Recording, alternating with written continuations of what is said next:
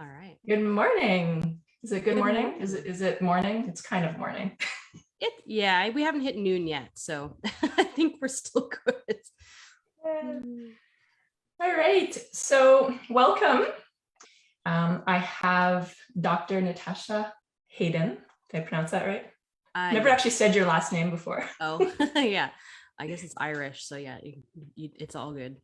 Yeah. So Dr. Natasha Hayden is a chiropractor that I recommend pretty much all of my clients to when they talk to me about the back pain that they are suffering from. So back pain in pregnancy is very common. And I was reminded of this on last Thursday when one of my students in my prenatal yoga class stayed on afterwards to ask me, what yoga postures can I do to help me treat my back pain? And so I gave her a few of my kind of go-to solutions, but it got me really thinking about how this is such a big problem. And it really made me want to provide resources and tools for not just my own clients, but just for all pregnant people out there. Even beyond pregnant people, I think some of the things we're going to talk about today will probably help just anybody in general who has back pain. Absolutely. So here we are with Dr. Hayden. So why don't you tell us a little bit about yourself, and then we'll get into it. Well, thanks for having me, Lauren. I get really excited about care in pregnancy and like early childhood infancy, because I think there's a lot of stories we tell ourselves about what we have to accept and how our bodies might feel in these transitions. So I'm a pediatric prenatal chiropractor. I'm practicing in Montreal. So if you follow Lauren, I'm sure you know she's in Montreal as well. And I really like to work with folks to empower them to like move well and feel well in their bodies so they can do more of what they love. All right. Did you have any other questions for me? I was going to keep it short and sweet. Yeah, no, that's beautiful. It's great. And it's nice knowing that you're in the Montreal area because, we can go see you, or people can go make appointments to go see you. Mm-hmm. Okay, so we're going to try to keep this today to about 15 minutes beyond now, this little intro. So I had just prepared a few questions for you, and we'll get into them. So why is it that pregnant people are getting back pain? Is it more likely to have, like, if I find, we might not have suffered from back pain before, and then all of a sudden later on in pregnancy, we start suffering from back pain. So why is it? Yeah, no, it's a good question. And I think you touched on that earlier too, that, a lot of the things that we see in pregnancy, different kinds or types of low back pain, they're not just limited to pregnancy. So for sure, there's a few takeaways here for someone who isn't pregnant or might never be pregnant. About the only one that's really truly unique to pregnancy that I can think of is that round ligament pain that some people get. So in terms of low back pain, what we see are some really dramatic postural shifts in pregnancy. So as that uterus grows, it actually changes your center of gravity. So I know a lot of people have noticed, even as early as the first trimester, is that they feel off balance a bit. They might be more likely to trip or to fall. I've heard that a few times. I'm sure you've heard that too, Lauren. So that's just going to really change that whole point of reference for balance and coordination. And you can imagine if you're not maybe as coordinated as you're used to, that you might be kind of using different muscles or different structures in a bit of a different way. So that's kind of one thing to think about. The shifts that we tend to see, I'm at home, so I don't have great visuals with me today, but we tend to start to see an increase in that curvature in the lower back as well. And that creates a lot of tension through that psoas muscle, that big hip flexor. But we see this in non-pregnant individuals as well. And then we also tend to see some forward head movement as that belly starts to shift too. And so that's where people will find maybe they have more shoulder or neck pain in addition to low back pain in pregnancy as well. And we see that a lot too, just from all the tech that we use all the time. So there's a few postural things that certainly aren't unique to pregnancy, but that do relate to that growing belly, that changing center and gravity, and just that demand that is placed on all those pelvic structures and structures in the low back. The other thing we do talk about quite a bit too is relaxin. So Lauren knows about relaxin, and it really plays a role from conception onwards. And it helps soften those ligaments as one of the roles to prepare the pelvis for birth. And we know we see a lot of movement in that pelvis and those sacroiliac joints at birth. Somewhere on the internet, some brave soul gave birth in an MRI. So you can find that if you really, I know, right? No one can believe that. It was for science, I guess. So you can probably see if you can find that. I don't have the link handy because you can really see in this video, like it's the most movement we'll ever see in a pelvis is in birth, right? So that baby can transition and come through. And we know so that you can give birth to your big baby. What? That's a topic for another time, but and so Yes. you can give birth to a potentially large baby because there's kind of a lot of fear that gets brought up about, you know, the size of my baby. Will I be able to give birth to my big baby? And like the pelvis was designed for exactly that, to expand. Oh, yeah. Our bodies are capable of really incredible things. And that actually is probably a good topic too for another time. But yeah, I mean, between what happens in the pelvis and even we know that in babies, those cranial bones will like overlap so they can come through the canal. You know, your body is capable of doing some really incredible things. And too, if you've ever heard something like your baby's too big, we know too, sometimes those growth scans can be a bit off as well. So it's always good to ask questions, right? If someone's proposing intervention, you can ask questions. Doulas like Lauren are fantastic too, because they might be able to guide some of those questions and help you kind of understand your options. And so we really like to see folks supported in birth as well. But yeah, and relaxin's a big one too, because what they found is that it actually sticks around for about 5 months after you've given birth. And which is one reason why, you know, I always encourage folks to come in that 4th trimester when they're ready to do so that we can do any balancing, any adjusting specifically for that pelvis, but even too, if they're finding that transition to feeding baby creates tension in the neck, we can just take care of them through that phase as well. And also a reason to maybe not jump too quickly into high intensity exercise. Yes. While you still have relaxin in the body. Absolutely. Yeah. My goal typically in practice is that we want to see people keep them moving, keep them active with what's comfortable for them at whatever stage they are in pregnancy or postpartum, and also get them sleeping well. Sometimes right towards the end, it's there's just some challenges that we can't fully remove with being very pregnant. But certainly if people are feeling really uncomfortable early on in pregnancy, ideally we can get them sleeping and moving better, because we just know that comes with better outcomes really heading into labor. And that could be another live for another time, how to sleep comfortably in pregnancy, because that's the other complaint I get. I'd say like is the second most common one is I'm not sleeping. Oh yeah. It's, I hear that a lot in the office for sure. So just, yeah, when we keep all this in mind, where we have these shifts, this relaxin is softening everything, then typically what we're seeing in back pain is that we have all of these muscles that support the pelvis, because we think of our ligaments, right, as a more static stabilizing force, that generally outside of pregnancy, that might change in an accident or an injury, but they typically stay that same stability. So then our muscles will come in and they want to create that same support, say like those piriformis muscles across that sacroiliac joint or even that psoas. There are dynamic stabilizers, and sometimes they overdo it a little bit. So that's a lot of what we'll work on, is not just, you know, that bony alignment or that joint mobility, but we're also addressing a lot of the soft tissue in and around the pelvis in pregnancy, because that's where a lot of that tension is coming from.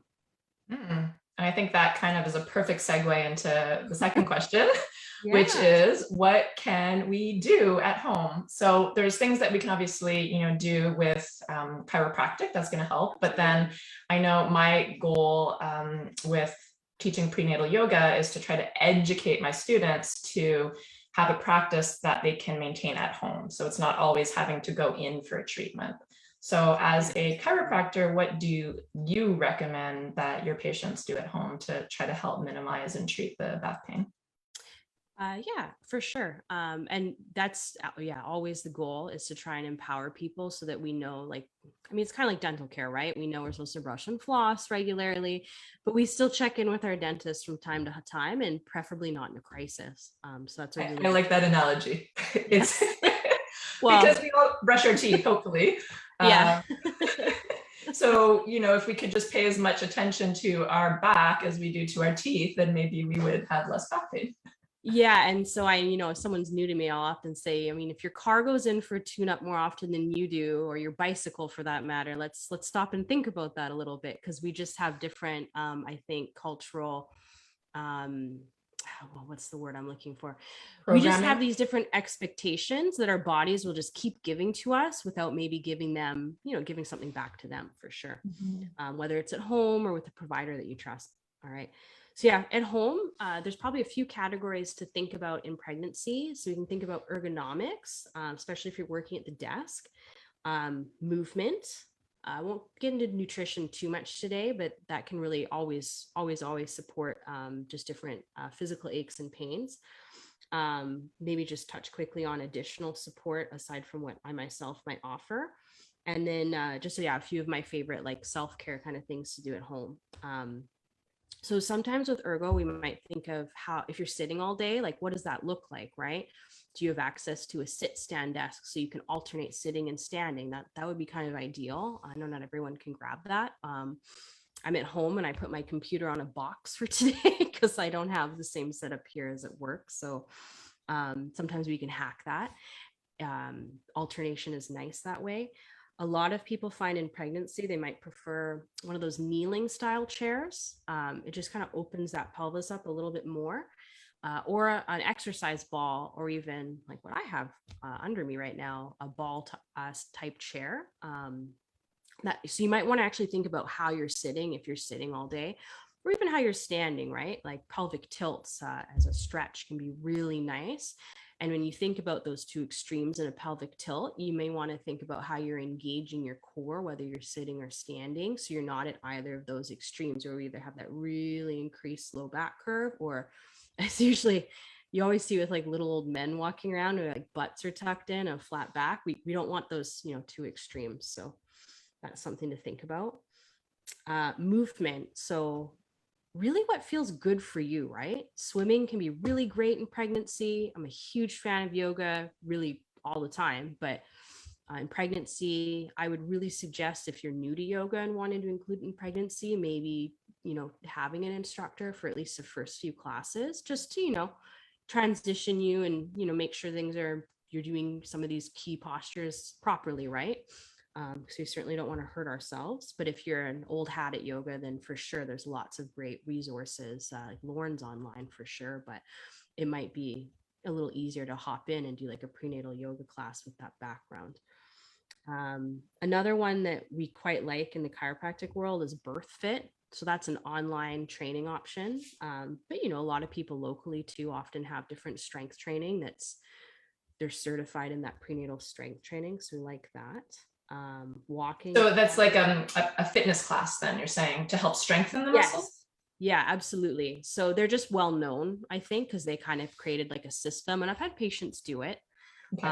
But there's so many options out there. That's Okay. just one of the online ones that really comes to mind. But I'm seeing kind of more and more becoming available in pregnancy for strength training, which is great. But yoga, and Lauren can probably talk on this more, is sometimes what we really need is to have something that helps relax all the tension that we hold through movement and even through mindfulness and breath work. Nutrition. So you probably have some of your clients talk about like muscle cramps and stuff too, hey, when they're feeling uncomfortable. Yeah. Just a reminder that, especially if you are really active and if it's hotter and you're active outside, is maybe just making sure you have enough electrolytes. So whether it's through diet, like coconut water and that kind of stuff, melons, you just want to make sure you're replacing that, because people are usually really good about drinking water and they don't always remember the electrolyte bit. So that's one that comes up sometimes. And Sometimes we have people check in with a pelvic floor physio, but that's probably a great live for you to do, Lauren, actually, is when that's a good call to bring in. Yeah, that's coming next week. Next week, I'm going to be speaking with a pelvic floor physiotherapist to talk about how the pelvic floor is involved in pregnancy back pain. So great to prepare. Like you can do that before you go into labor, big time. Okay. Mm-hmm. And then, yeah, stretches that we usually focus on in the clinic, stretching psoas. So I actually have somewhere deep in my YouTube, when we redid the site, it's not as searchable as it should be. You got to fix that. There's one you can do where you actually have, you're laying flat on a surface and allow your leg to drop off. Lauren probably has seen this before. Yeah. Pretty easy to find. And I like that one in pregnancy because it keeps the back nice and supported and it's a little more passive. So it usually feels pretty good. It's a really nice one. Piriformis stretch. So in pregnancy, I kind of like the seated version, especially if you're feeling a little wobbly with that center of balance change. And we usually just want to make sure, hip and knee are at 90 degrees. And then you can do that kind of figure four and really just flex forward from the hip and get that nice stretch in. It's a good one. You're saying the figure four stretch would be a good piriformis stretch? Yes. I like it seated in pregnancy, but however you want to do it, really. Mm-hmm. Yeah. And I think I like it too, because you generally have to pop on some shoes and head out the door. So you can kind of like fit it into your routine that way and keep that piriformis nice and loose. And then, if you have some round ligament pain, usually we do a little self massage with that. So you can just find that bony part of the front of the pelvis and just kind of slowly work your way in, gentle massage. Technically, if you drew a 45 from the belly button and from the top of the bony part of the pelvis, where that intersects is usually where the round ligament is. But for self massage at home, you don't have to be super accurate. If it's tender, you'll find it. It's usually pretty tender when it's tender. So if someone's been having some round ligament pain, then I usually get them to do that little self massage just a couple minutes in the morning, just before they pop out of bed, actually. And that usually helps quite a bit. So.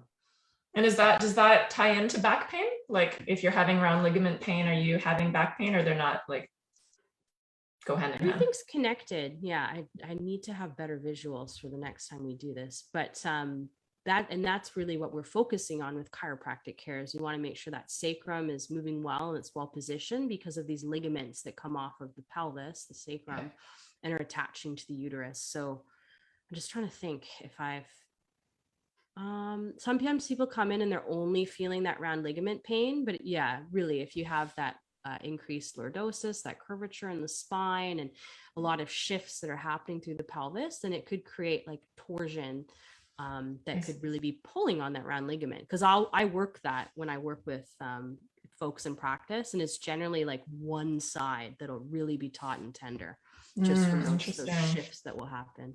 Yeah, absolutely. Okay, so why don't you tell us just a few with the few minutes we'll go over. Like you said that you'll work on that in your practice. So what are a few of the other things you'll do when a pregnant person comes into your office? So in my office, I like to do posture evaluations. We just take like 2 images because again, we want to kind of see if we expect to see that forward head movement, that increase in that lumbar curvature, but within a range. So we just want to see kind of where it's at. And sometimes it's a nice baseline, especially if we're going to check in after baby arrives. So we're going to check for movement, mobility. So we do some adjustments. I know that scary stuff that people like to post to social media. It's really gentle. We have really nice pillows that so you can actually lay on your belly, which some people really love to do when they're in the clinic. So we're going to do adjustments. We're going to release a lot of those ligaments that are attaching from the pelvis over to the uterus to reduce that tension there. And do quite a bit of muscle work as well. So piriformis for sure, psoas. Just wherever they're holding stress too. Like if someone tends to hold stress in the jaw, we'll make sure we release that just to give them some relief. And stretches. Sometimes we do those sacroiliac belts, the Sorolla one, if we need to create some stability across that pelvis so the muscles don't have to do it. And actually, I think one of your clients, I had given her that recently, and she's like, "Yep, that's what I needed." Awesome.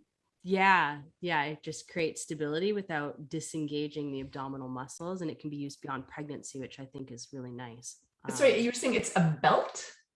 It's a belt. It's a sacroiliac belt. So for those joints in the back of the pelvis, it's a really stretchy, it's almost like a neoprene um, belt, but it's adjustable. So you Velcro it in the front and you create the tension across the side, and it creates that nice movement in the pelvis without having too much of it.